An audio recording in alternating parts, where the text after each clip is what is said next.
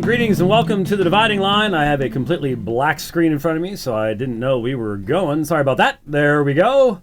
We are back. Technical difficulties everywhere these days.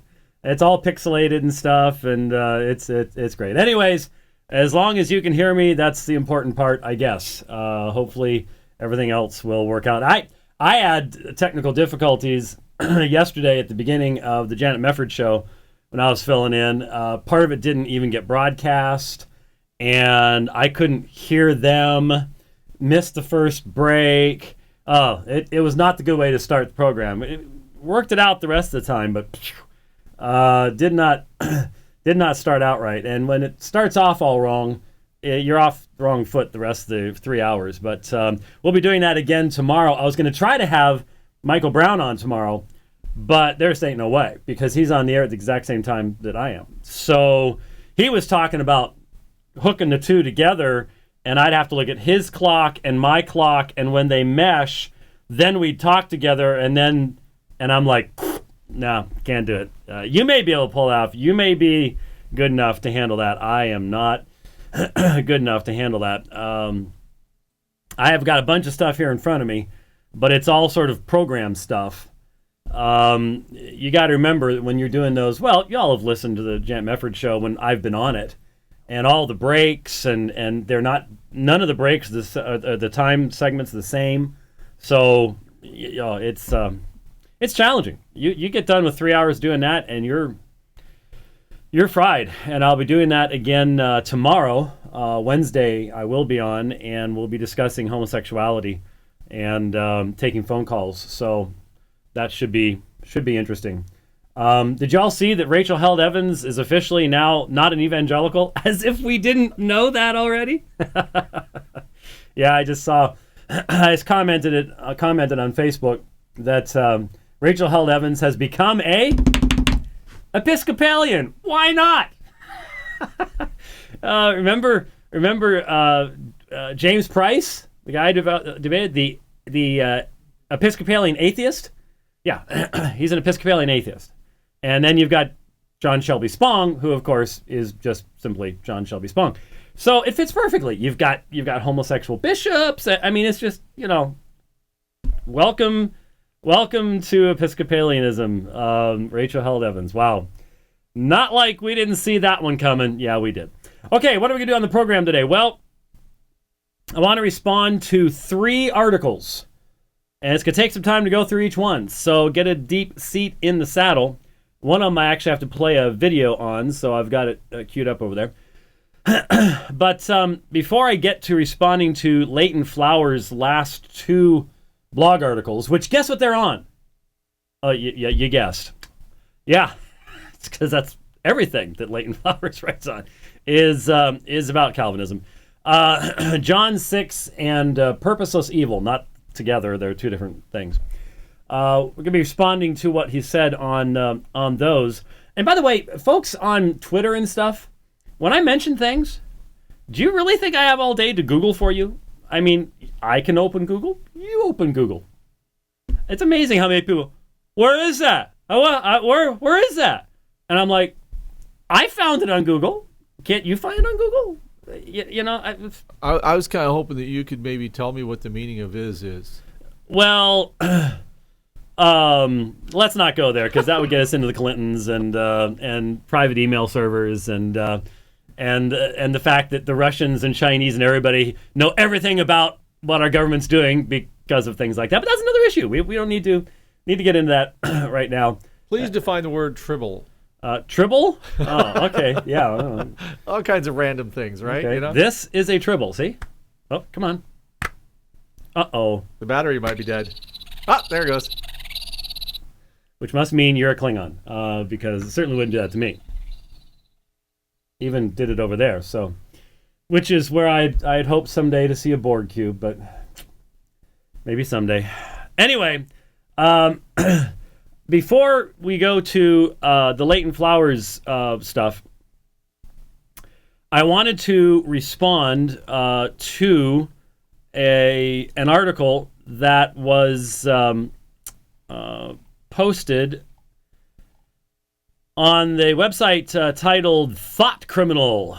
And it was a nice article. And it was, since it was nice and actually dealt with subjects in a proper way, then I wanted to actually respond to it and maybe push the push the antithesis. That'll make some people buzz phrase.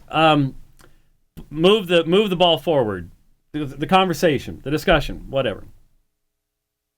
It starts off saying, some really nice things about the ministry, and it says, that being said, I have over the course of my studies in ethics and social theory in the past 2 years gravitated towards the theonomic position. Van Til's maxim of theonomy or autonomy is one that I take very seriously, as I find that if I were to be truly presuppositional in my approach to law and ethics, I am forced to say that the scriptures, both Old and New Testament, are the only sure foundation that we can have in questions relating to those issues. On the specific issue of Old Testament judicial law, I find that there is immeasurable wisdom in those laws that we cannot afford to dispense with. Of course, I agree. And the church today would be much poorer in its witness to the world if it did not draw from those resources to give coherent answers to the socio-political and economic problems plaguing the world today. Again, I agree. I just simply point out that I believe there needs to be a recognition of the purpose of law in a theocratic state and the role that penology and punishment has in a theocratic state that was specifically messianic in its orientation, that is, the people of God from whom the Messiah was to come, and that involved certain church-state interrelationship that the New Testament does not teach the church will experience. And that must be, and in the vast majority of online theonomic discussions today, takes a back seat at best, and for some people seemingly isn't even there. But again, it's that definition thing, and who are we reading, and which part are we reading, and what decade of what they wrote are we reading, and so on and so forth.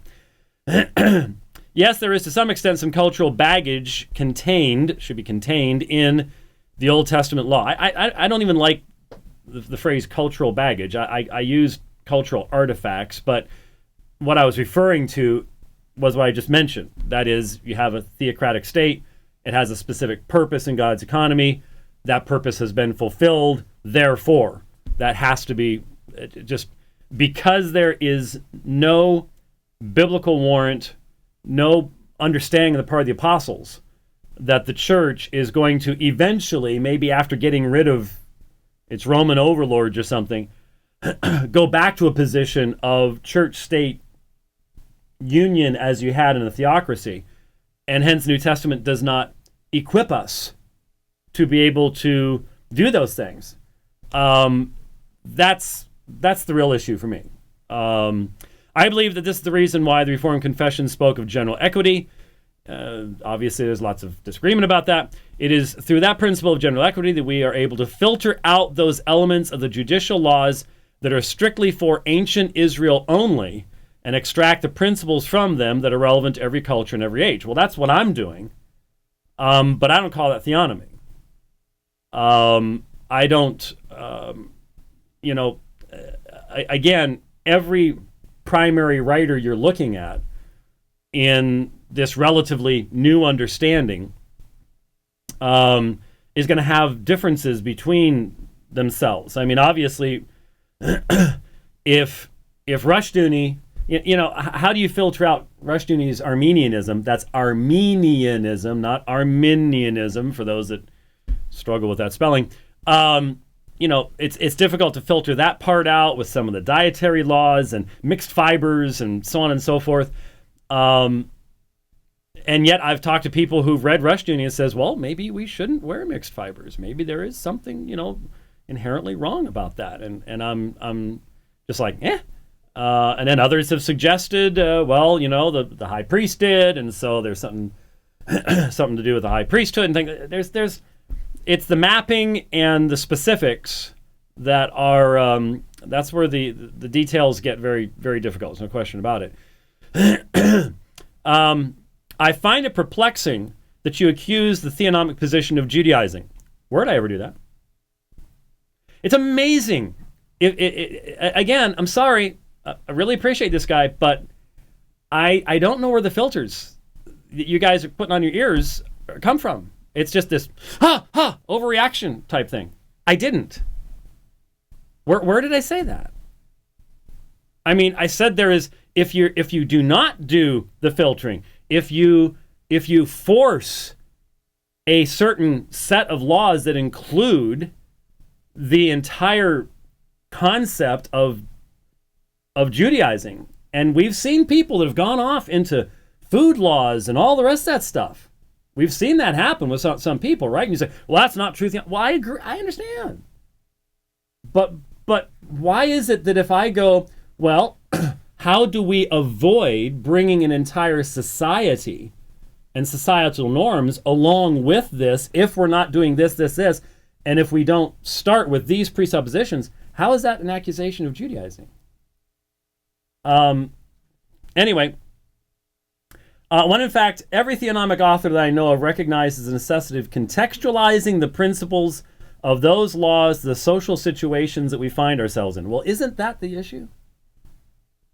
Isn't that the continuum where evidently if you're farther to the right, you say everyone who's to your left is an anti-theonomist? I certainly ran into people like that, as you all know. My Eastern European theonomist colleagues do not cease to be Eastern Europeans, nor do my African theonomist colleagues give up their Africanness by adopting the position that they do. Every culture needs to be redeemed under Christ, but nobody is asserting that they have to be changed into some sort of neo-Israel in the process. To assert otherwise is to assert a straw man. Great. Y'all need to start talking to some of your online advocates then, because they're not very good at expressing themselves. Okay? I mean, again, this is just... it's 99% of this is you don't have a unified position. And so when someone sees Rushdoony saying something, well, but that's not really theonomy. Well, what about what Bonson said over here? Well, but Rushdoony said this. And there's the problem, is the definition thing. And it becomes very frustrating after a while. And I've noted that really haven't moved forward since Bonson.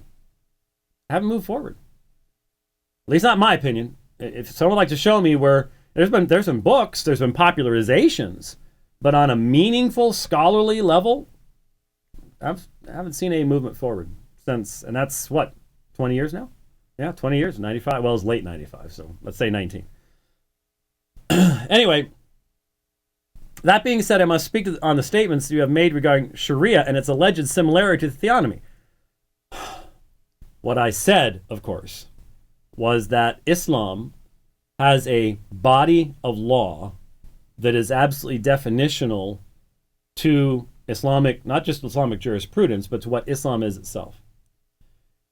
And therefore, it is meaningful, relevant, and proper to ask the question of how any theonomist differentiates the assertion of when you say in every detail, exhaustive application, that does not communicate deriving appropriate principles based upon the recognition of the uniqueness of the theocratic state of Israel, its messianic purpose, and the fact that the function of the New Testament church must be defined by New Testament documents. You know what? I think that's one of the differences here. Let me just mention this.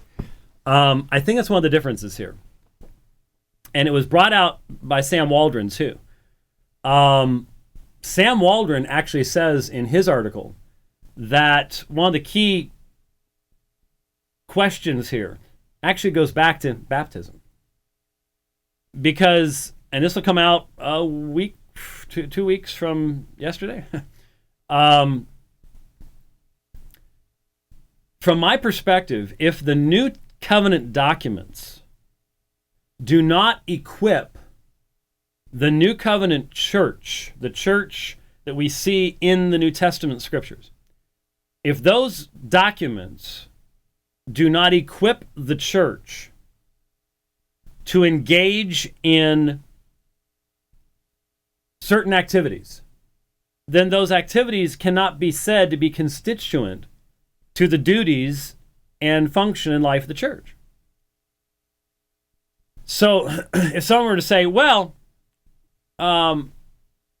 we've got to go back to the old covenant scriptures to define for the new covenant community what they should be doing in these situations, I go,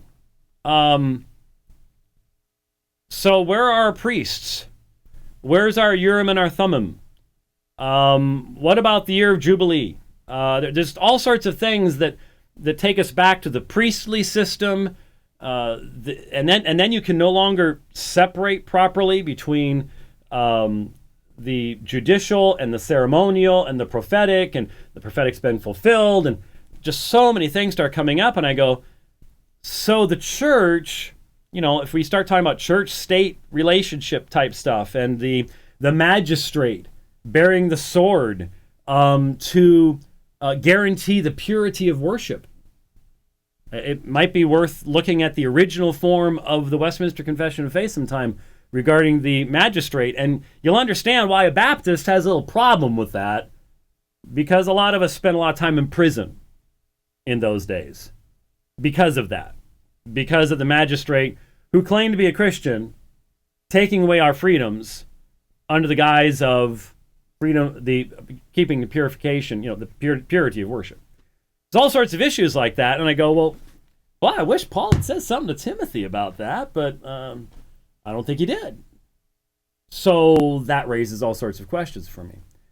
I have never once on this program said, well, theonomy is wrong because it's too much like Sharia. If anybody who heard that, listen to what I'm saying. Please try to be fair. I mean, come on. I'm really trying to help move things forward here. I mean, in comparison, the vast majority of evangelicals, they couldn't tell the difference between me and a theonomist anyways if they listened to my sermons. I mean, they couldn't.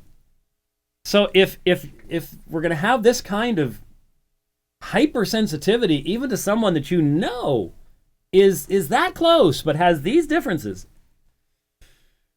As a student of Middle Eastern Studies who is in the process of reading the Quran in the original Arabic and has written no less than 2 university-level papers on the subject of Islamic jurisprudence, I think that I can speak with some level of credibility on the topic of Sharia. Well, that's good.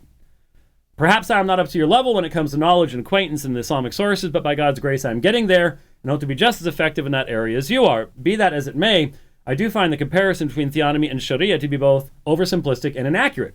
I would too, if I'd made it. As there are many points of divergence between the two. Well, of course, there are points of divergence between the two. My issue was not that, but that'll come out as we look at this. Number one, first of all, while theonomy is comprehensive, it is not exhaustive. That is a distinction many people fail to make. Many theonomists online fail to make. And if someone then responds to that, then they're guilty of misunderstanding. See the point? Well, I'm not sure. Recall that there are only 613 laws in the Torah, whereas Sharia has tens of thousands of laws covering all sorts of matters that the Torah does not even begin to touch on. Well, yeah, sort of. This is because biblical law was never meant to be exhaustive. Biblical law has many areas that are adiaphora, where we can exercise our Christian liberty, whereas Sharia regulates every part of your life, right down to how you go to the bathroom or what positions you may have sex with your spouse. I've yet to see a theonomic treatise on the proper biblical way to clip one's toenails. That is quite true. That is a difference, and that is a difference that Muslims view as a deficiency on the part of biblical law, interestingly enough. But since I never said they were identical to one another, it's their function in evangelism and their function in society and how we differentiate them that was my issue. It's not overly relevant to what I actually said and attempted to communicate. Number two, many of the Islamic penalties are much more severe than the biblical penalties. For example, thieves must pay back what they stole in the Torah, whereas in the Quran they get their hands chopped off.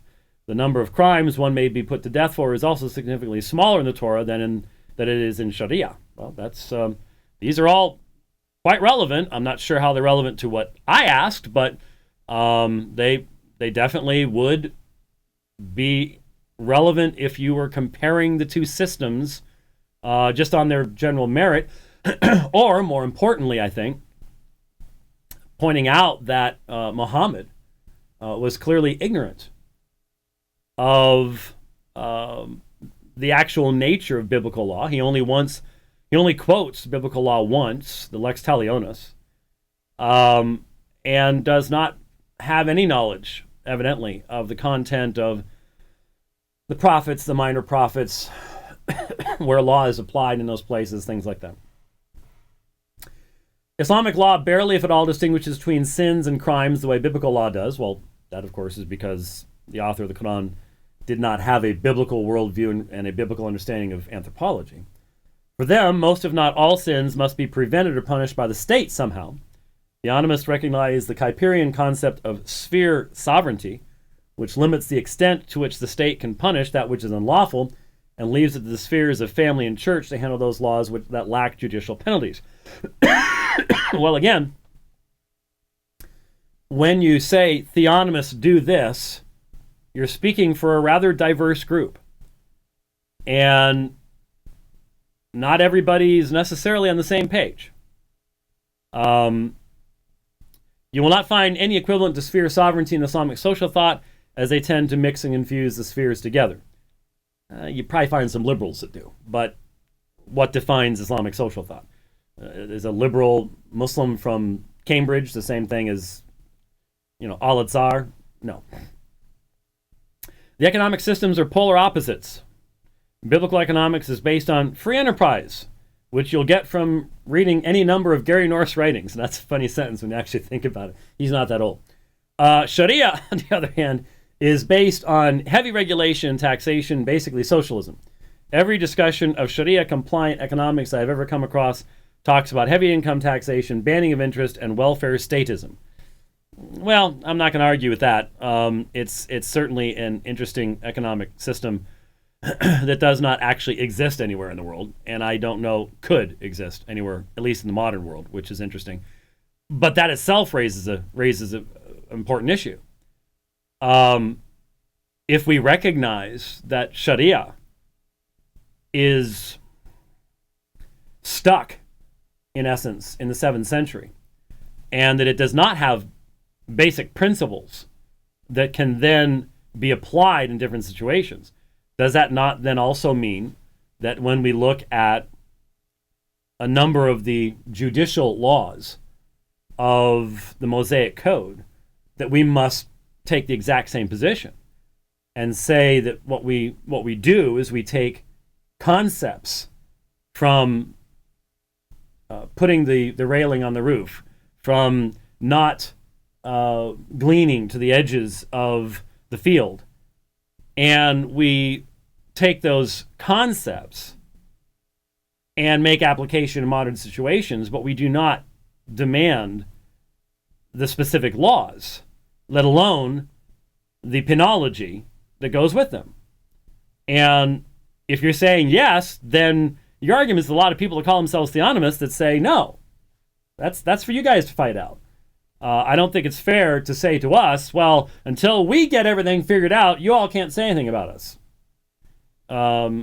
Or when we do say, well, this guy just said, oh, but he doesn't represent us. Who does? The theonomic movement is very libertarian in its orientation. Rushdoony wrote in the Institutes of Biblical Law. Well, let's see. We've got North. Now we've got Rushdoony. Once we get Bonson in here, now we've got all the differences between them that need to be dealt with. The theonomic movement is very libertarian. Its orientation. Rushdoony wrote that theonomy is, I think, as close as one can get to radical libertarianism. So it's a political philosophy.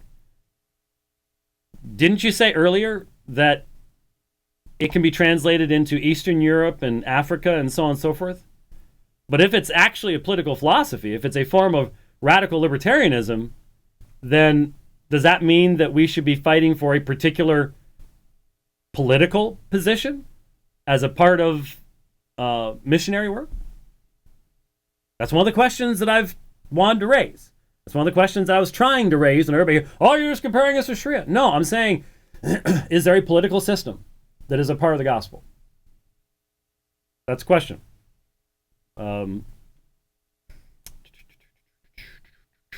Sharia has the opposite tendency. It is totalitarian and can only be truly enforced in state of society where civil government reaches into every area of its citizens' lives. Well, that's awfully true. I mean, all you got to do is look at Iran, look at Saudi Arabia. Ooh, ugly, very ugly. Finally, theonomists, being Orthodox Calvinists, well, mainly, I don't even want to get into the federal vision stuff, believe that salvation is by grace alone, through faith alone, that only the Holy Spirit can make the heart desire obedience to God's law. We do not believe in salvation by law, as a certain Islamic apologist mischaracterizes us as believing. There's a link there to an interesting article, because the Muslims have picked up on this too. The idea that a perfect law can behavioralistically change hearts and minds may be an Islamic notion, but it is not a Christian one, and repudiate it wholeheartedly. Agree, completely. These are just a few of the differences between the two systems that come readily to mind. Here's another article which explains the difference between the two. Suffice it to say, I find the attempt at comparing the two to be totally inaccurate. It can only be sustained if one is not well acquainted with both biblical law and Sharia. Agree. Had nothing to do with what I said, of course, but I agree. Then there was a discussion after that of angry theonomists and so on and so forth that we won't need to get into right now. But I appreciated that, but it still doesn't necessarily really address what is needed. And that is, even at the end of his life, Bahnsen recognized that in the mapping of what is civil, ceremonial, the principles that we're speaking of, which underlie these things, which give us so much light and guidance, how these are applied outside of a theocratic state that had a specific purpose, how to then, and then of course there's all sorts of other issues in regards to theonomic postmillennialism and the whole concept of this age and the age to come, and what seems to me the clear reality that in theonomic postmillennialism, things that are clearly said to be in the age to come are transferred into this age. And the problem that creates, because in this age you will always have the wheat and the tares, you will always have the rebellious mixed together with the true. And if you try to take things that are from the age to come and put them in this age and practice them, the result is going to be disastrous. And just isn't ever going to happen, for that matter. So there's all sorts of those questions to address as well. I would like to see the conversation move forward. Really would. I think that's something that really needs to happen amongst theonomists, and whatever the next generation is going to look like, need to take it as seriously as Bahnsen, and then move beyond. And right now, what I'm seeing is a lot of backbiting, a lot of territorialism, a lot of this is really cool, but the future will belong to those who are willing to eschew all of that and provide some meaningful, solid, thoughtful progression from where Bahnsen left off. And obviously, Bahnsen recognized his work wasn't done. Therefore, had he lived longer, would he have modified previous statements and positions, things like that? Is there a willingness to modify those things? That really is one of the questions. Now, let's see.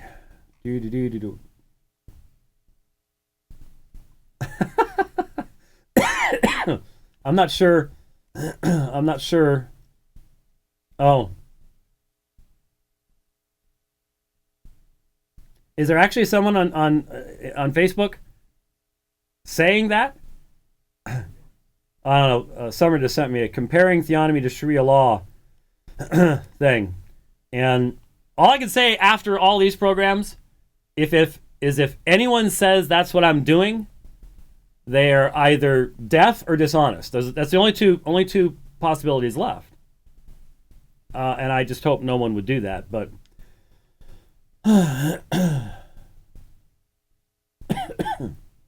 interesting stuff.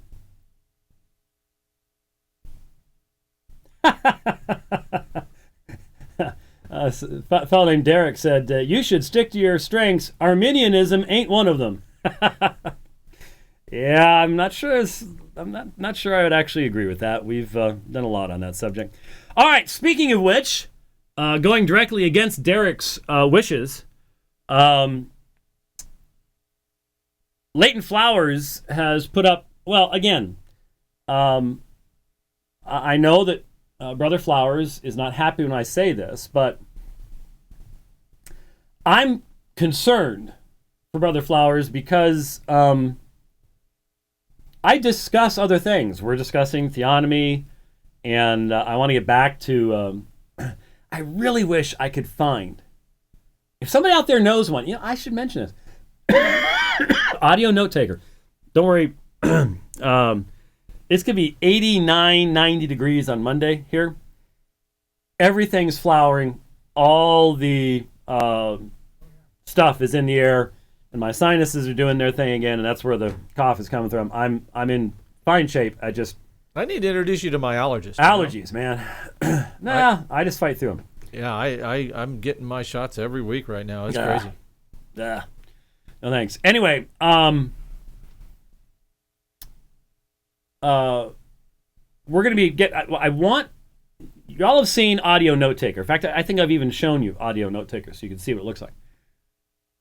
Perfect for playing stuff, but man, I wish there was a video version of it, because I've got this debate that Zakir Hussain did, and the amount of time that it takes to play the video of that and then to mark sections, it's huge. It's massive. It takes much less time to do the audio. And it's interesting. I listened to the Hall-McDermott debate. I didn't watch it. And unfortunately, a lot of our younger listeners don't know about Nixon-Kennedy. They don't know about the lessons that we all learned from Nixon-Kennedy, or the lessons we didn't learn. When Richard Nixon debated John F. Kennedy in their presidential campaigns, the first one that was televised. Now, of course, this was, the quality of the television, even the television signal would be extremely poor, black and white. I don't even think it was color at that point. No, it would have been black and white. I've seen it. Have you seen it? Yeah, and it actually would have occurred probably about the time I was born. I don't remember when it was, but so it was because I think that was in October of 1960. So the interesting thing that came out of it was that people who listened to the radio and listened to the debate on the radio gave the debate to Nixon. People who watched gave the debate to Kennedy. What that means is what people see will impact what they're hearing. And I listened to the Hall-McDermott debate. I heard people say that JD looked angry, that he looked mean. And I have certainly experienced the reality that people can allow their emotional reaction to the individual to determine what they hear and do not hear. And so, point being, that's a long way to get around to. I want to play Zakir Hussain stuff, but I'm probably just gonna I just don't have time to do the video. I'm gonna have to do audio. That's just the only way to do it. It's the only way to do it. I was gonna plug a little thought into that when I don't know what you just thought of. Something just occurred to you. Oh yeah, too many things. I cannot. For the next year, folks, I am going to be an airhead. I'm sorry, but the schedule that I have put together for the next 12 months, and I blame myself completely. I have to learn how to say no. I'm going to be an airhead. I had something I had to get done before this program, and I didn't do it. My fault. Go ahead. What I was going to say was, when I edit our debates, I do everything I possibly can to present both debaters in the best possible light. So if I wanted to, and you can take the backdoor insinuation that I'm making, because I'm not going to be blunt about it, but I'm not going to be vague either. If I wanted to, I could take ISO shots on the guy who's sitting down while you're standing up, and I can I can make him look so bad. I can get facial expressions. I can do all kinds of things, and I saw it in the method that was used here. I didn't see it, so I can't comment. I did. I don't approve of it. I'm going to let you, and I will let you. Yeah, I'll take the heat for it, because I've done this. And again, you'll notice when I edit a video, I try to stay focused on the guy who's speaking. When there's cross-examination, I get both of you in the frame at the same time, because both of you are going at it. There's techniques that can be done here, and I can make the other guy... Why aren't you using your camera? I can make the other guy... That way people will know. I can make the other guy look as bad as I want to. That way I can type. And I can make you look as good as I want to, if I want to do that. But the point is, that's not fair. No. And that's just not how I do things. Yeah, I hear you. All right. Airhead here. My apologies. I will try to fix this as much as I can as soon as the program's done. Halt. We may have to go a little after, sorry. I was going to start off the program. Since I'm now a week late on this, we have had major website problems for 2 weeks or more. And a week ago, it just put up the white flag and keeled over and died. And looks like it's back up and running and fixed and so on and so forth, and that's great and that's wonderful. But what that did is kept me from being able to take a few moments and talk about South Africa and Kiev and numerous overseas missions type trips where I'm going to be teaching, lecturing, debating, training pastors in foreign contexts to know their faith, and you have to strengthen the local church. That's how world evangelism is done, is not by me going over there and doing it, but the people that are there. That's how it's done. And this will be the third year we're going to South Africa. I'm going to have to go for a little longer. That's going to cost more. Why? Because of Vodi Balcom. Yep, because of Vodi Balcom. Vodi, as you know, is moving to Zambia. He's going to be the president of Reformed Bible College there in Zambia. And let's be honest, the vast majority of us don't have a clue where Zambia is. The only reason I know where Zambia is because as I'm waking up, generally when they wake you up to give you your breakfast as you're landing in Joburg, if you look at if you've ever taken international flights, you know that they, up on the screens, they'll have where the plane is and the route and so on and so forth. And sometimes it'll zoom in and show you things and stuff like that. And generally, we have breakfast over Zambia because Zambia is South Africa's northern neighbor, borders South Africa in the north. So Vodi has already said, well, if you're going to South Africa, you're going to have to come to Zambia. So somewhere in the trip to South Africa, we've got to go from Joburg up to Zambia and then back again, down to Durban or whatever, however we're going to work these things out. So we're probably going to have to be there even a little longer. Sorry, Rudolph. Be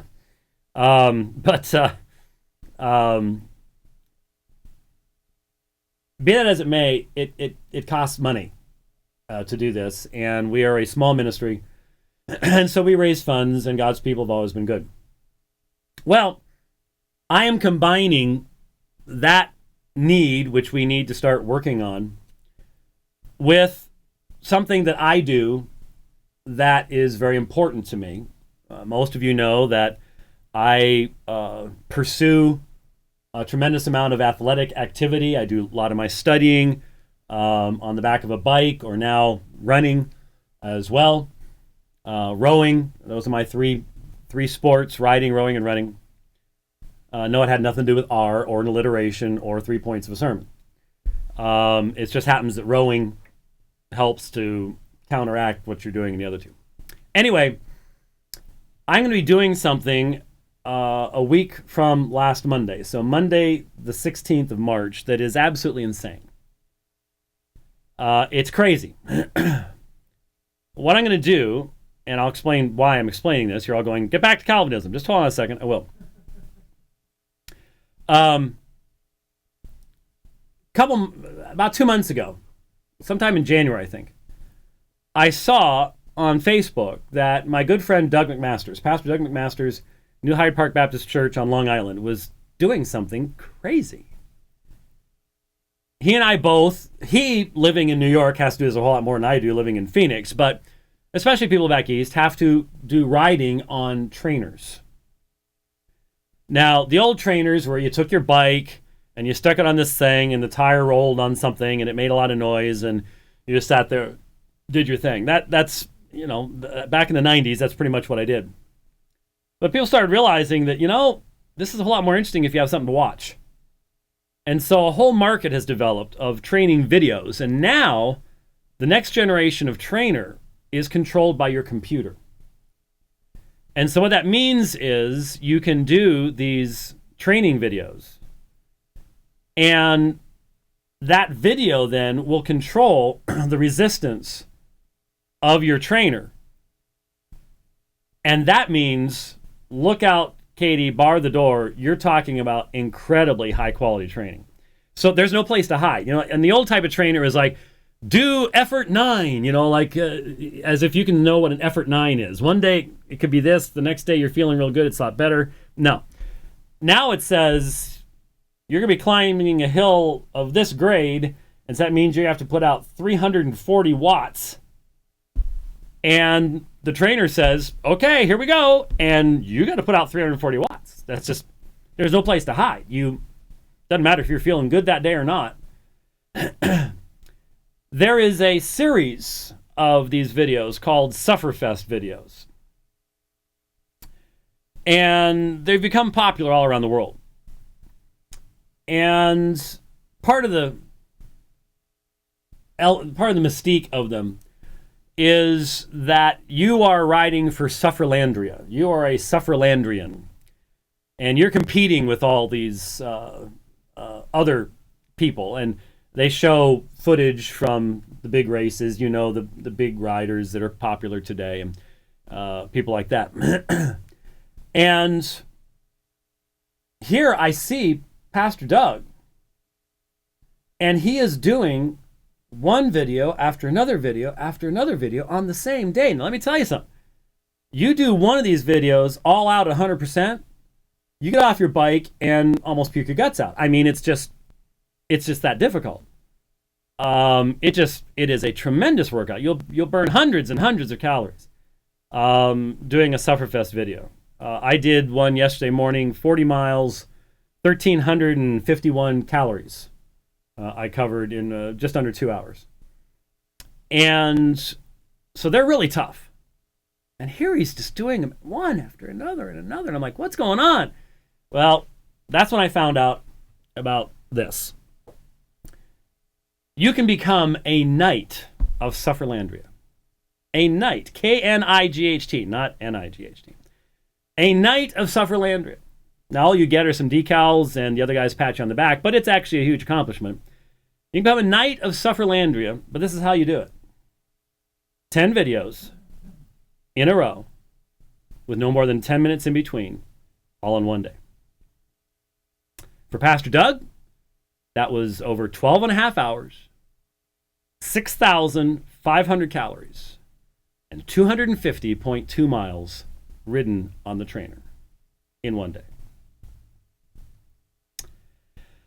That's what I'm doing next Monday. And what they encourage you to do is to raise funds. You know, it's like people who go for I'm going to do a 10K and donate toward my 10K run and la la la la la la. Well, a 10K run takes less than an hour. We're talking 12 and a half here. And so I'm like, well, I think missionary work overseas is good.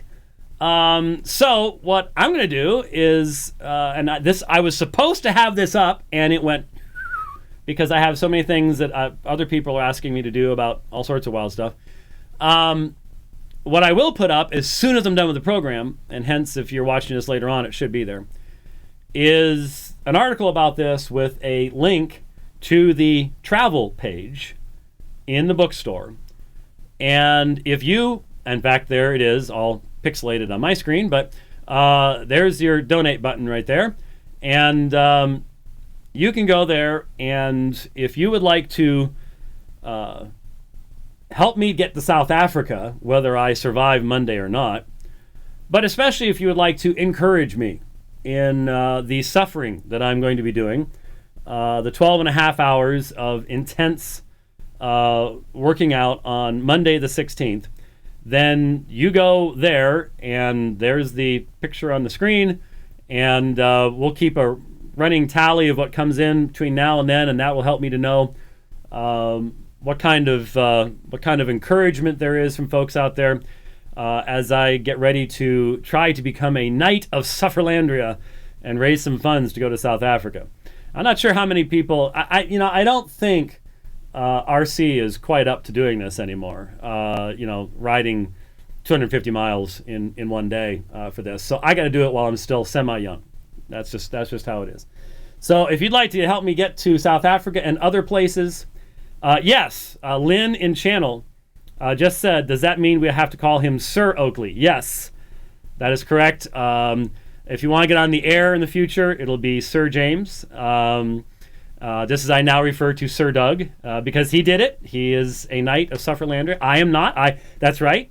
I even said to him after he was done, I need to do it now so I do not have to bow in your presence every time that we meet. So that's the other reason I needed to do it. So that's what I'm doing on Monday. I wanted to let you know about that last week, so we could have gotten an earlier start, but we were having problems with the website, and now I'm just a space cadet and forgot to put the article up, but I'll do it as soon as we're done here.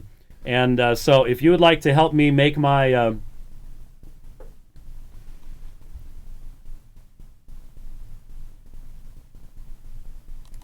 right, I'm looking at it here.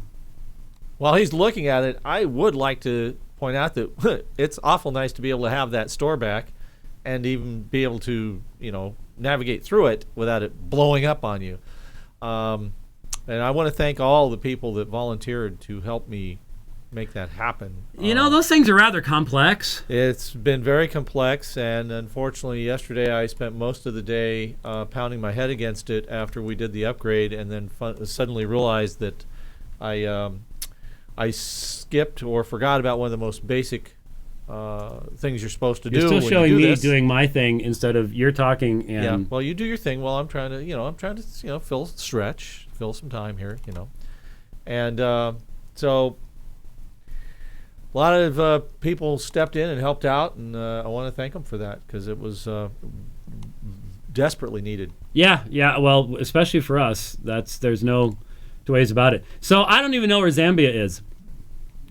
Yeah, isn't that great? I'm trying to find a larger. Summer's already pointed out. Oh, I know. That's why I'm looking at it. Yeah, over there. I really need to get this thing fixed. I keep typing all the wrong stuff here. So what is the one there? Come on. Okay, all right. It's just all right. See, I just clicked on the picture that she put up there. And, well, there it is. Yeah, it is. It doesn't border it. It's just that's where we do actually start descending there, though. That is where we normally are having breakfast, but there's actually. Well, they have these things called airplanes that you can go from one. I'm well aware of that. Yeah. It's in other words, it's close. It's not like flying up to Egypt or something. Yeah, that's like a puddle jumper. But no, Botswana is directly north. But Zambia, that's correct. My error. But that is where we start. That is where we have breakfast. I'm not sure why we'd be that far to the east, though, at that point? I mean, we are in the far western part of it when we go over it, but I'm not sure why we go that far that direction coming from, well, I guess from Frankfurt. I guess if you draw a line, that is sort of straight, isn't it? Yeah, I guess so. Anyway, we have digressed far from our subject here, but I wanted to let people know about that, and I had not been able to do that for a while. Now, back to where we are supposed to be.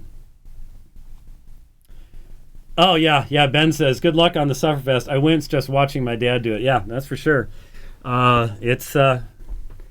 It's something to be proud of. Let me tell you something. If you can survive 12 and a half hours of that level, yeah, for someone who's 52, I'm looking forward to surviving it, but it will not be easy. And there's all sorts of stuff that could go wrong. Believe me, I've been having to spend some time planning. All right. If you go to soteriology101.wordpress.com, you will be able to find the articles that I now am going to take a look at, or maybe article. I'm not sure I can get to two of them now without making this like a mega size dividing line. So, and I just realized, well, not sure what we're going to do on Thursday. Might need to move to Friday because of, well, you know why. Secret stuff. But let's see. Let's just see how it goes. The article from, well, this says March 10th, but it wasn't from March 10th. This was a couple days ago that this was posted. I think it was posted yesterday, if I recall correctly. Purposeless evil. In order to prepare for a debate with Dr. James White, and we will be debating, I didn't know that this was titled Soteriology Summit, Calvinism Debate, which soteriological view is taught in Romans 9. He insisted the term Calvinism debate had to be in it. Okay, fine. But it's not just about Calvinism. Both positions have to provide a positive argument.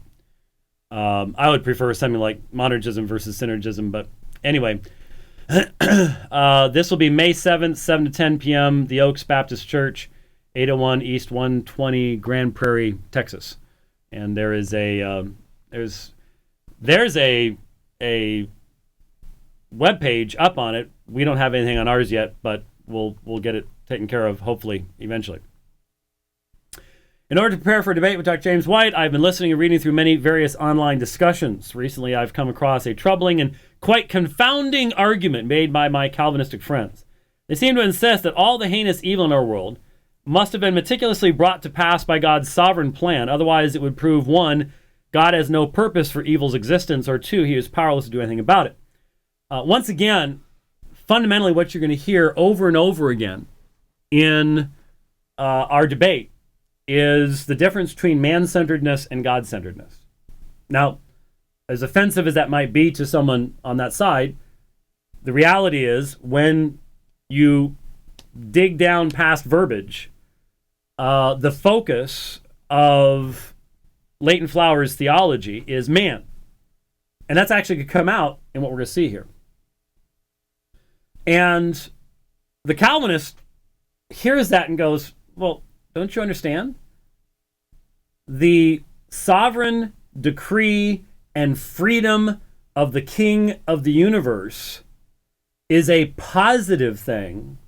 It is the grounds of our even being able to trust that the gospel is going to come to fruition, that God is going to be victorious over evil, that Christ, his self-giving would not be fruitless, etc., that the prophecies of the future will be true. I mean, man, these days with Iran running around getting nuclear weapons and everything else, if you don't believe that, I don't know what you believe. So from our perspective, it is the positive assertion of this truth about God that is the first and foremost thing, and what is then derived from that is that what he has created in time, that is all going to resound to his glorious grace, comes from that freedom, that kingly freedom that is his, and that therefore that which we see of evil in our experience and in our world is to be placed under that truth. It's to be seen in the light that we see it in the Old Testament scriptures, where God is sovereign over the kingdoms, where he brings Assyria against his people to trample them in the dirt.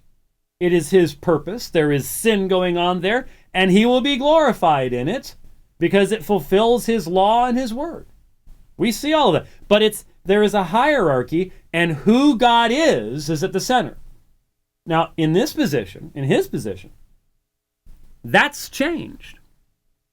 The fundamental argument of this particular article is that what God has done is his primary activity is to choose to create autonomous creatures.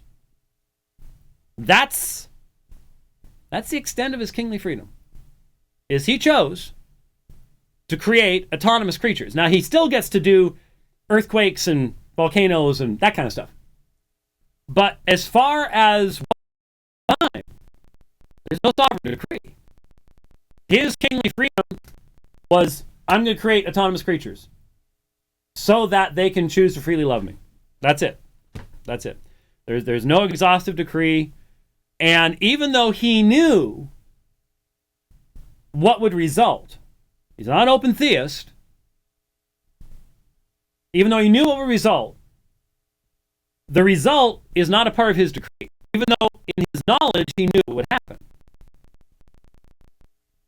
It's happening is ancillary to, flows out from the greatest good, which is the creation of autonomous creatures who can do whatever they please. Now, that's not a biblical view of God. It's not a biblical view of man. The Bible presents something completely different about God's sovereignty, and there is no way that you can substantiate that philosophical autonomy of man in light of the plain teaching of Scripture about the fallenness of man, his slavery to sin, and so on and so forth. But that's what you got. Two completely different perspectives. Very, very different perspectives. For instance, he says, continuing on, James White was asked, and now we go back to the absurdity. Yes, indeed, even Latent Flowers decided to pull from the absurdity. From what? Oh, well, I can't see any of that because it's all pixelated and it's just a bunch of blobs on a screen. So, but if you want to, that's up to you. If they can see it, fine. For me, it's just, it looks terrible. Goes back to the question I was asked on the Bible Answer Man broadcast. And all of the outrageous absurdities that have flowed from that. Remember this book, A Cultish Side of Calvinism, that quoted from Bryson's complete misrepresentation of all of that. Remember all that stuff? Well, anyways, same quote is gone too. When a child is raped, is God responsible? Did he decree that rape? He answered, yes, because if not, then it's meaningless and purposeless, and though God knew it was going to happen, he created it without a purpose, and God is responsible for the creation of despair. There's all sorts of dots here. It doesn't sound like what I said. If he didn't, then that rape is an element of meaningless evil that has no purpose. Anyways, I'm not going to go there. Another Calvinistic scholar, Matt Slick, says, and he quotes Matt Slick in regards to autonomy, so on and so forth. I agree with what Matt Strider concludes. Quote, it is obvious both Matt Slick and James White are committing the logical fallacy of a false dilemma. Namely, they are insisting that there exists only two alternatives or solutions to a problem when in fact there are other valid options to be considered. Well, of course, that's absurd. Professor Flowers, please. I would really like this debate to be meaningful. And this is childish. It's just childish. It really is. It is not a false dilemma issue because we have always made it very clear that what we're talking about here is the reality that God has exhaustive knowledge of future events. Now, if you just want to blow that off into mystery and all the rest of that stuff, fine, go ahead. You are going to have to give up on biblical prophecy and the biblical God in so doing, but just because you refuse to take a stand on that doesn't mean that biblical theologians can do that. And when we talk about this issue, it's based upon the recognition that God has, in fact, exhaustive knowledge of all future events when he creates. And that we actually can ask the question, is there a purpose in God's economy for what takes place in time? Now, when you say, well, there's a third option, and we're ignoring that because it's not biblical. It's not that we're creating, well, it's either this or this. We're saying it's this or this, given the biblical parameters of what you read in Psalm 33, and what you read in Psalm 135:6, and Daniel chapter 4, and Ephesians chapter 1, and so on and so forth. So I'm sorry. This is. I mean, if this is all you've got, fine, great. It's not going to survive cross-examination very well. Really isn't. And the thing is, the people watching the debate have probably read both sides, and so they know these things, and they're going to know that this kind of stuff is just distracting. It's not actually dealing with the issue. Logical fallacies, Professor Flowers writes, confound the issue, and at times they can convince unsuspecting listeners of an argument's validity. This approach is very similar to the fallacious question asked by Calvinists regarding the boastworthiness of the libertarians' decision in salvation. Well, what's he referring to there? Well, the fact that we all point out that if God is trying to save everyone equally, and you get saved, that means that the difference between you and someone who is lost is not in the grace of God or the choice of God or the purpose of God, it's in you. And as much as I have heard my Arminian friends pound the drum, we don't believe that, I've never had one of them explain why that's not true. Not a one. Not once. If God is trying to save everyone equally, and person A gets saved and person B does not, then the difference is in what? God's grace? No. God's purpose? No. God's desire? No. God? No. It's in the persons, right? But I assure you, there is not much substance behind either of these baseless arguments. Let's unpack it. Let's unpack it. What Calvinists fail to acknowledge is that in our system, who's our? Who's us? Well, I guess synergists. Well, there's every kind of synergist on the planet. I mean, monergists are a much smaller and easier to define group. Every religion of man is synergistic. Roman Catholics are synergistic.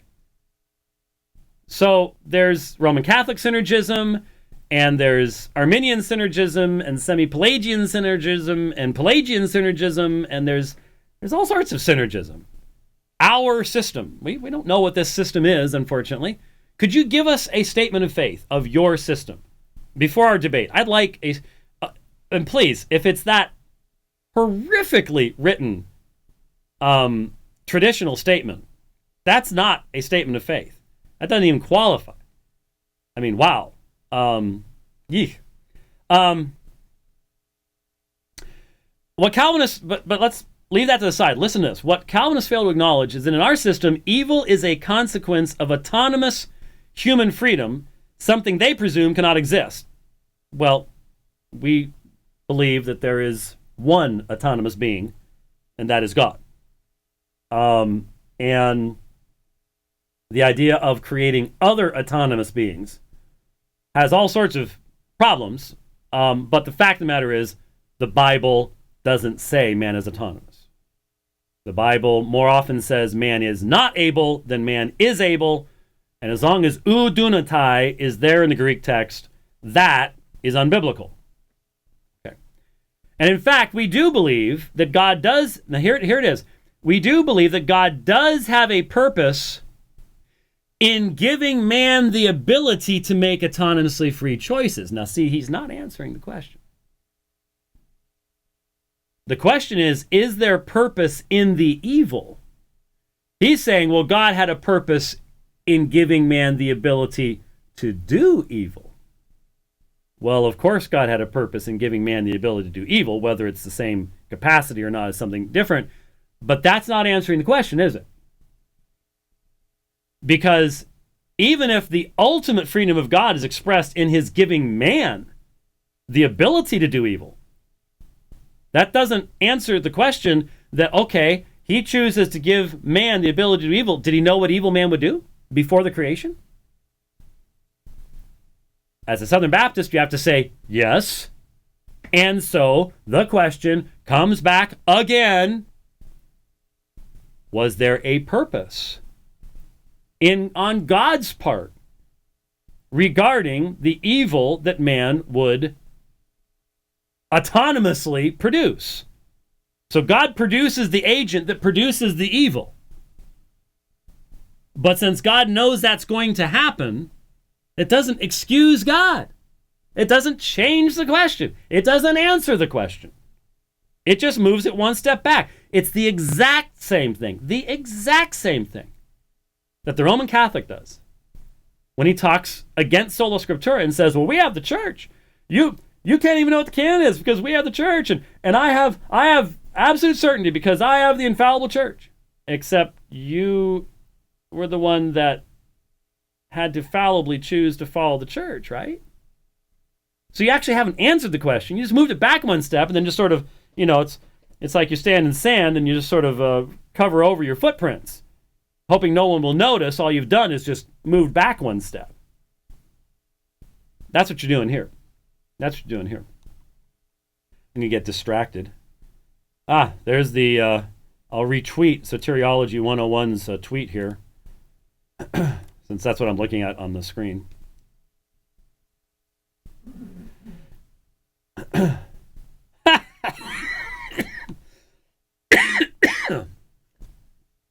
Famous birthdays.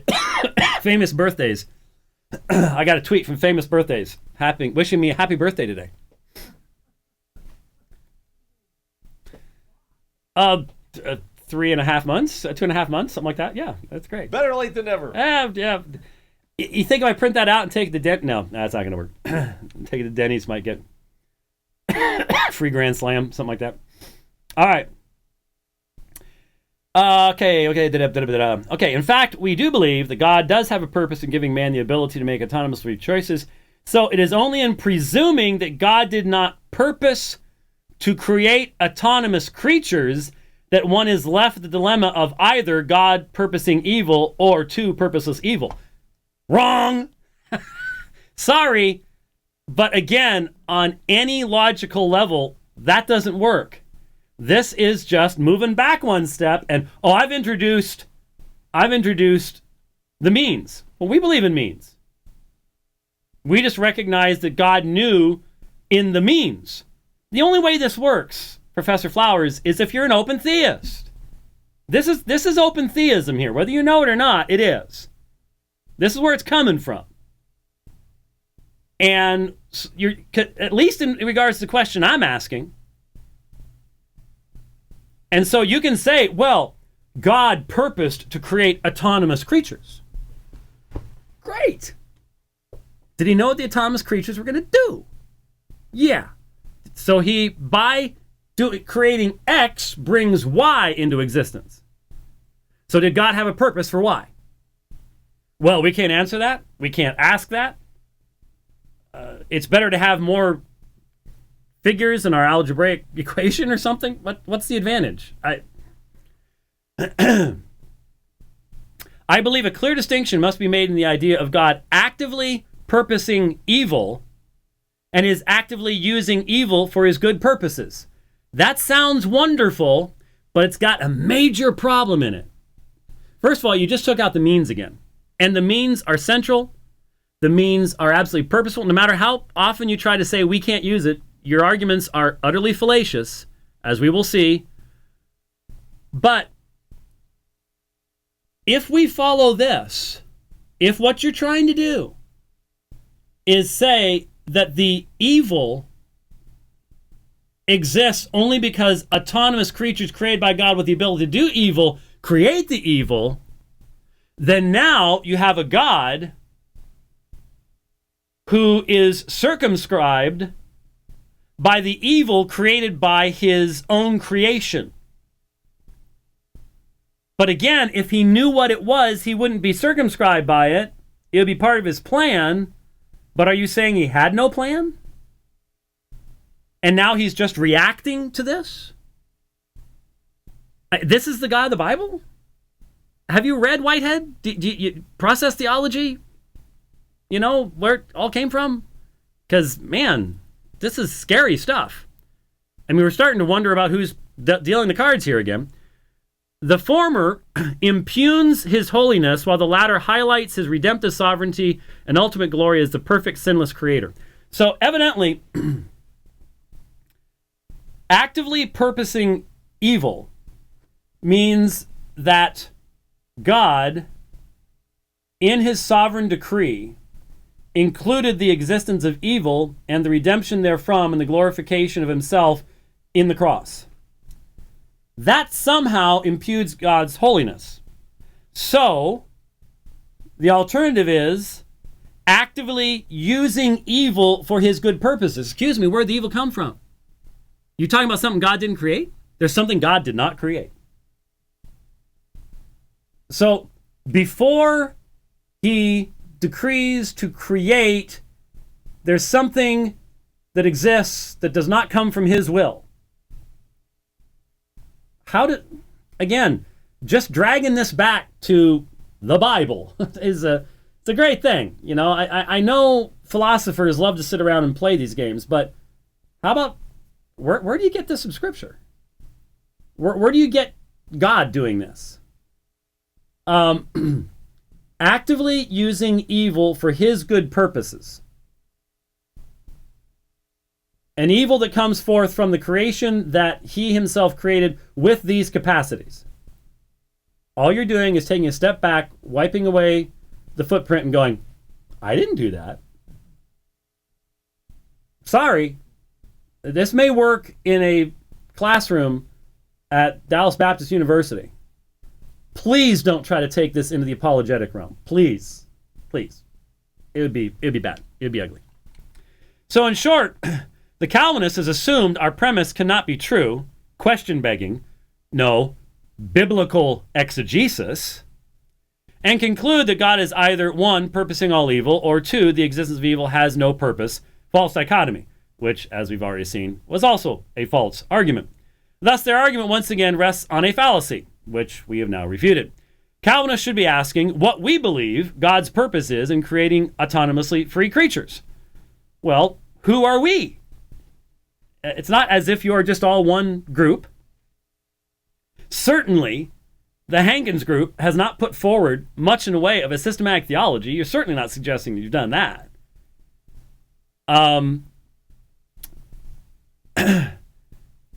Anyways, Calvinists should be asking what we believe God's purpose is in creating autonomously free creatures, not merely presuming he hasn't, or couldn't even if he so desired.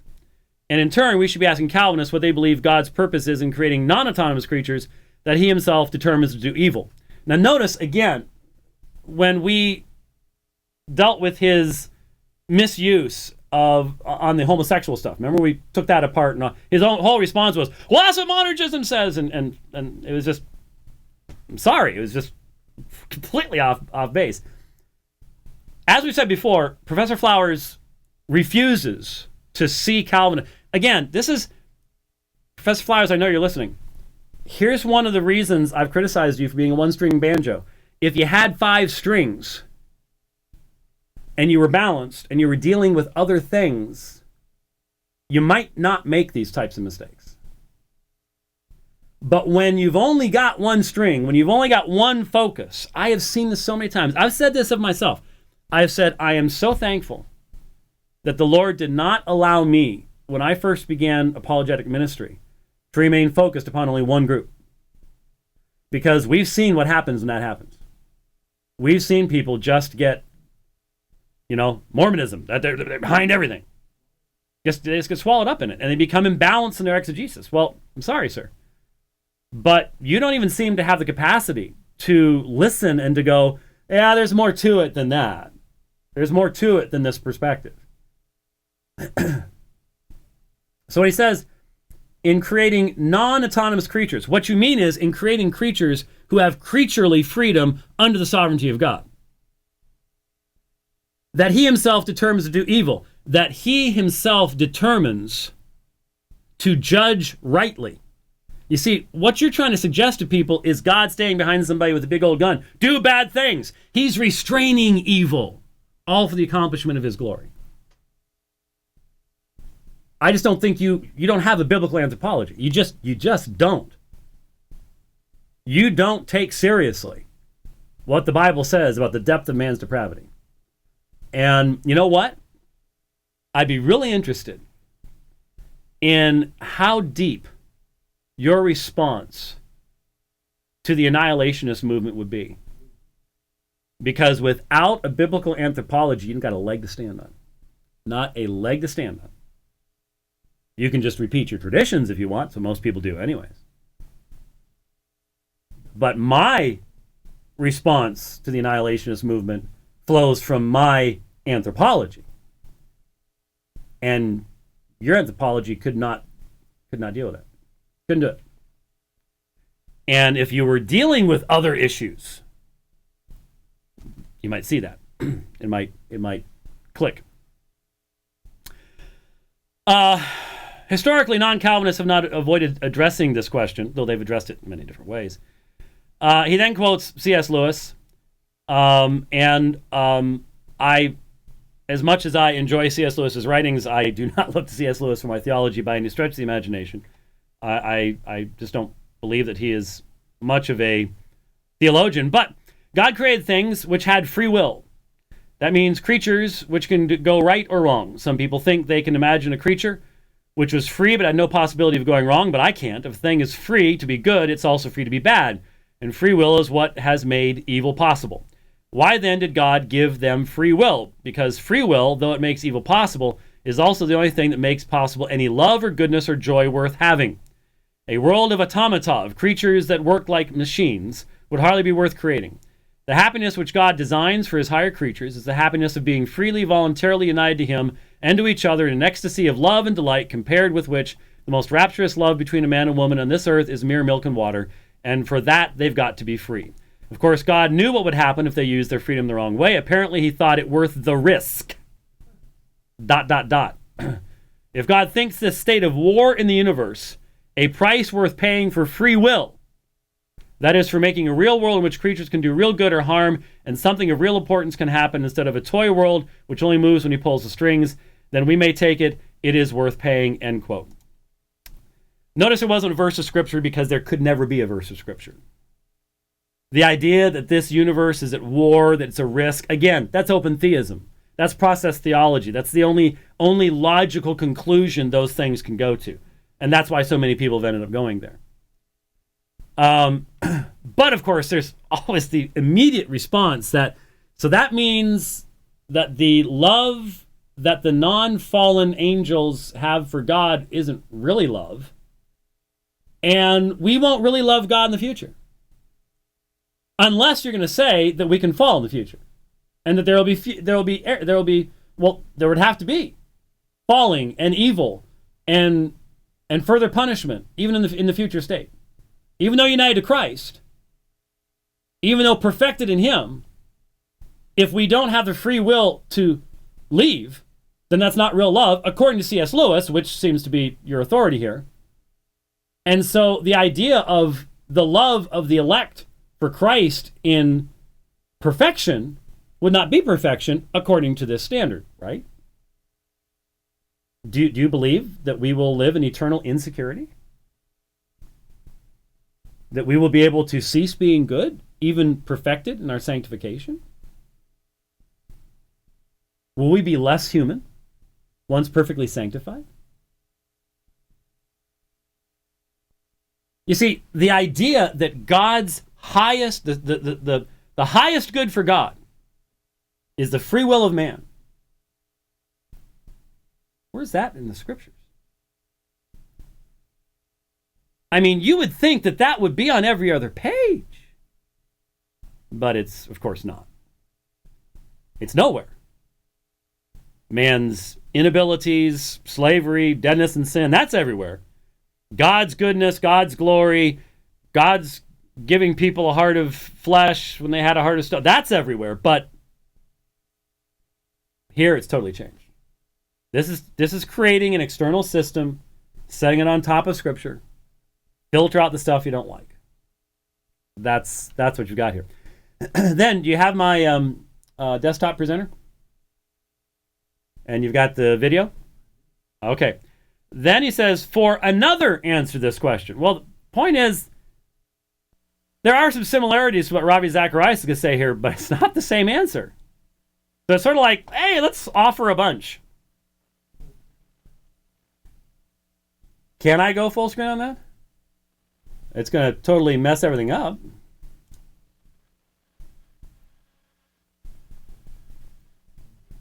Don't do that. Go back. All right. So you got that. All right. Here we go. Have I?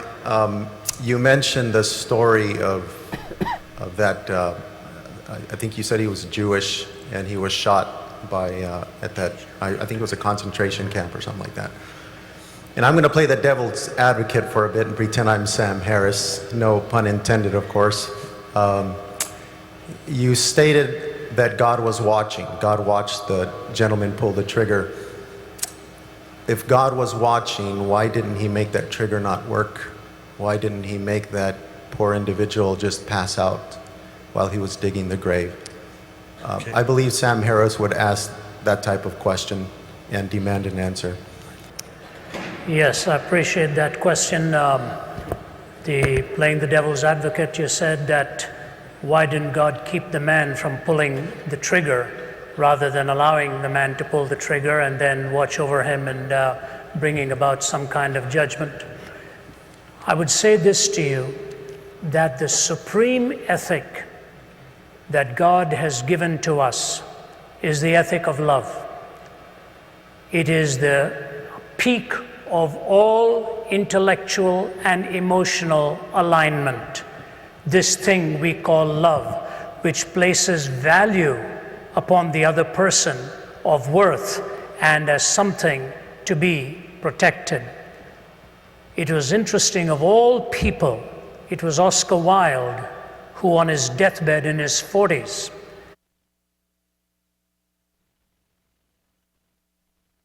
by his lover by his side, Robbie Ross, he turned to Robbie and he said, "Did you love any one of those little boys for their own sake?" It was an incredible question to ask by a man who was a hedonist on his deathbed in his 40s. And he said, "Robbie, did you ever love any one of those little boys for their own sake?" And Robbie Ross said, "No, I can't say I did." He said, "Bring me a minister. Bring me a minister." And it was in his magnificent poem, The Ballad of Reading Gaol, that Oscar Wilde said, only Christ was big enough to cleanse his heart and forgive him for all that he had done. The point even the hedonist realized was that in pleasure also, value and love are the supreme ethics that can be treasured. But you can never have love without intrinsically weaving into it the freedom of the will. You cannot have love without the freedom of the will. If you are compelled by some machine to a certain decision, you can never love. You can comply, but you will never be choosing to express that sentiment and the reality of love. If love is the supreme ethic, and freedom is indispensable to love, and God's supreme goal for you and for me is that we will love him with all of our hearts and love our neighbors as ourselves. For him to violate our free will would be to violate that which is a necessary component so that love can flourish and love can be expressed. If you're asking for God to always stop the trigger, why not God stop everything else? Next time you hold a cup of boiling water, he makes it frozen water instead. Next time you're about to cross the street and you're going to be hit, he pulls your leg back. What you're asking for is a different entity than humanity.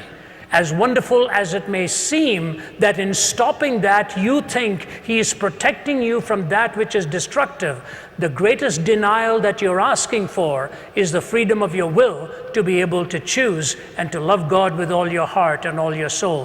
When you've got love as the supreme ethic and the freedom of the will to choose that love, all of the other contingencies come in and can become explained why it is possible to either choose or to reject so that love can ultimately reign supreme. If you want compliance and some kind of a mechanical response, your question itself will self-destruct. You're asking the question because you're free to ask it, and you're free to ask it because you're free to love. And when you love him, in spite of all of the contraries that you see around us, you're trusting him for having the supreme wisdom and the knowledge to ultimately bring a pattern out of it all. We think, for example, we know so much. The story is told in Mideastern folklore of this man who lost his horse that ran away. And when the horse ran away, the neighbor came to him and said, "You know, bad luck, isn't it? Your horse is gone." He said, "What do I know about these things?" A few days later, the horse came back with 20 other wild horses. And the neighbor came and said, "Amazing, it's not bad luck, it's good luck. You've got 20 more." Man says, "What do I know about these things?" His young son is going and taming one of the new horses. That young horse kicks him and breaks his leg. The neighbor comes and says, "Terrible, isn't it? Your son's leg is broken. Bad luck that these horses came." The fellow says, "What do I know about good luck and bad luck?" A few days go by and a bunch of thugs are coming looking for recruits to join their gang. And they're looking for all the able-bodied young men. And they're about to pick this young man but find out his leg is broken. And they say, "We don't want him. We're going to move on to the next house." So the man comes and says, "Good luck, isn't it? Your son's leg was broken." In one little series of episodes, we don't know what lies ahead. Why don't you wait till you stand before God face to face, and you will find out there were reasons why he didn't stop that trigger, so that you will see the heinousness of evil and see the majesty of love and good managing to navigate yourself but as a pilgrim's progress to come to the celestial city. And I think most of us recognize that from the middle to the end, there was a contradiction. If you take the assertion as being in the middle, that when he's talking about free will, he's talking about autonomy, not creaturely free will, not the radical change that takes place when a heart of stone is replaced with a heart of flesh, but autonomy. If that's the case, then the comments at the end made no sense, because they clearly indicated the sovereignty of God in human affairs. You can't have them both. If you want the one, you can't have the other. It's pretty difficult to try to walk between the two. But I'm really not certain that he's saying the same thing that C.S. Lewis was saying. But if he is, again,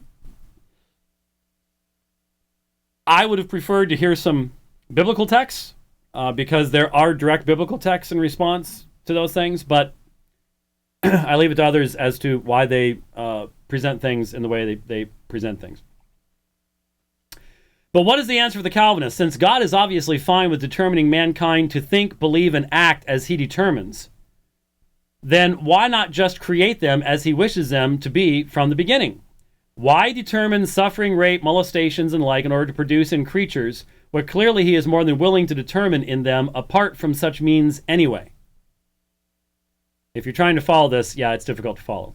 To claim there is a purpose in a given act of evil, the comma's in the wrong place.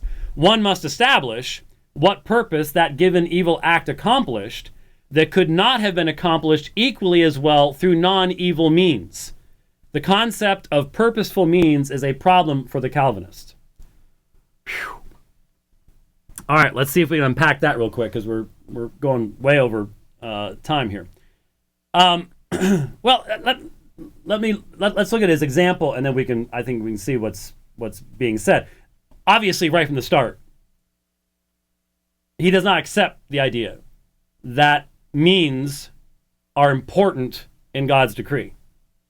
That the means are central to, for example, our sanctification, to the basis of the exercise of his righteousness and justice and judgment of mankind and all that. See, from this perspective, C.S. Lewis being the primary source, this is all just puppet play, okay? So you don't have the three-dimensional thing. You don't have any way for the incarnation. We Calvinists just, we've never thought of these things, and Jesus was just role playing anyways. It didn't really have to become incarnate, or he could have just beamed in, beamed out, that type of thing. No, I've yet to see anybody seriously interact with a full-orbed understanding of the fact that God decrees both the ends and the means, and is himself a part of the means in the incarnation. That's too complex.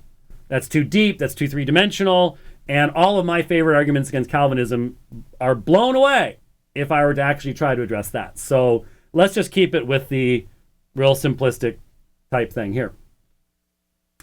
For instance, in Romans 11:14, Paul anticipates that envy might provoke his fellow countrymen so that they may be saved. What specific purpose does provoking a man to envy accomplish is not effectually accomplished by the inward work of regeneration supposed by the Calvinistic system. Notice here, Professor Flowers, is the false dichotomy, and you're using it. You use it all the time. Instead of allowing God to use means to accomplish things that will instruct others, be examples to others, be on the day of judgment an illustration of God's perfect justice and mercy and all the rest of that. No, now here you do the false dichotomy. It's got to be this or it's got to be this. Simple, two-dimensional, can't have anything bigger than that, even though we have that clearly presented in Scripture, in Joseph's brothers, and so on and so forth. What actual purpose do signs and wonders fulfill that is not likewise accomplished by the effectual calling? So, if God wants to effectually call somebody, he does not have the freedom, either or, black and white, making the very error that he accused me of at the beginning of the article. You've either got to use signs and miracles or use effectual calling, but God doesn't have the freedom to, in some instances, use effectual calling without signs and miracles. In others, he can use signs and miracles, especially if it happened to be relevant to the establishment of apostolic authority, time of the writing of the New Testament. But anyway, Calvinists claim to affirm the need of means, but deny the purpose behind what makes such means necessary in accomplishing their biblically stated purpose. No, sir, we do not. That is wrong. You are in error. You do not understand. Because of your simplistic understanding, you will not allow means to be part of the decree and have a purpose in and of themselves. You will not allow God the freedom to do things as he wishes here or as he wishes there, with means or without means. He's free to do all of those things. He's under no compulsion except in your marionette thing, which we don't believe in. Anyways, after all, a man unconditionally elected and effectually regenerated, regardless of whether or not he sees a sign or has provoked envy, will certainly be saved. So too a world with or without suffering, rape, molestations, or other such heinous means would produce the same determined product if God so determined it. No, it would not. God's justice, wrath, and power would not be seen in contrast with his mercy, holiness, and love in the way that it will be at the final judgment. That's what God says. That's what God says in Romans 9, and I hope you will have something better than that when we get to that part of Romans 9, because that's part of his argument. Then I start hearing stuff that just sounds like standard atheist stuff, to be honest with you. Why condemn most of humanity to eternal torment in order to show those he determined to believe how great he is, as if he couldn't have determined believers to fully realize that without the rape, suffering, and torment? Professor Flowers, are you a Christian theist? You just sent me some links. We're doing some tweeting while what's going on there. And he says, I do all sorts of other things. I looked at the things. You go to a church, something about meeting at a flagpole. What do you write? What do you say you've 15 papers for my studies posted on various topics, and I'm teaching a course on minor prophets. Well, that's good. How much time are you spending on that? You debating anybody on the minor prophets? This seems to be your focus. I don't see a balance. I really don't. I'm sorry. I just don't. And it's certainly coming across here. Because that is an argument against Christian theism, not Calvinism. If you're a Southern Baptist, that is an objection to you. Don't you see that? Why condemn most of humanity to eternal torment? He created knowing that that's what they were going to freely do, even as autonomous creatures, didn't he? Unless you're an open theist. Then you'd be consistent, but then you wouldn't be a Southern Baptist. This all keeps coming back to the same thing, and when I push on this, you go mystery, mystery, mystery. So you can't make arguments like this. It's irrational. You can't do it. So are you saying, what's the basis of the condemnation of humanity? It doesn't demonstrate God's greatness in his justice and holiness? Again, Romans 9, I'm not going to tell you where, but you might want to read one of those verses in there. It directly addresses this. Plus, does anyone really believe such deterministic teaching makes God sound more merciful or glorious to those of us he has saved? Well, obviously it doesn't to you, because this marionette, simplistic, two-dimensional stuff that you call Calvinism, we don't even recognize. And if you don't present something deeper than that in May, the non-Calvinists may go, oh, it's great, but the Calvinists are going, okay, another one of those guys. Even Calvin called reprobation a dreadful decree, and most Calvinists speak of how difficult it is to accept these doctrines. You know what? Are you an annihilationist? I'm sort of wondering, because your language would seem to indicate you would not have any means of battling the annihilationists. Because hell is a dreadful doctrine too. If you still believe in that, is that a valid argument against it? That there are things that are difficult to believe? In fact, many remain closet Calvinists and use fake names on Twitter so as to not reveal their true beliefs due to the difficulty they impose. What? I guess I skipped that sentence. I have no earthly idea what that's about. If God's purpose is to reveal to us something glorious about himself, then why do so many of his own followers find such doctrines so incredibly terrible instead? I would really not want to be responsible for these words someday, because they are assuming some things that are not only grossly unbiblical, but they're ignoring a lot of stuff that I feel sorry. If God's purpose is to reveal to us something glorious about himself, how has he done that? Where is the central text in all of Scripture that specifically reveals that? Ephesians chapter 1. The praise of his glorious grace, right? And is it not the very essence of that chapter that you have to explain away, ignore the grammar, come up with corporate election to avoid its actual clear and obvious meaning? Why have doctrines that are meant to glorify God been splitting his bride in two for most of Christian history? You consider this an argument? Unitarians use that argument against the Trinity, right? Must have validity, right?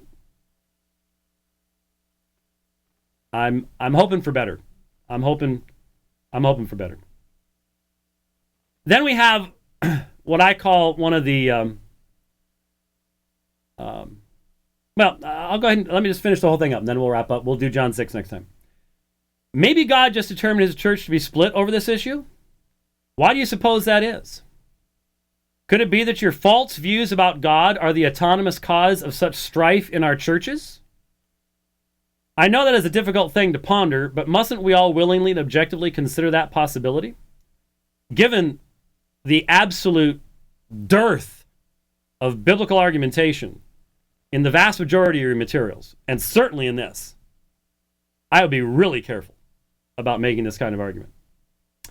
After all, think about it. Either we are correct and Calvinism is causing unwanted strife in the church by their own autonomous choosing, or God is determined for the non-Calvinists to cause these battles.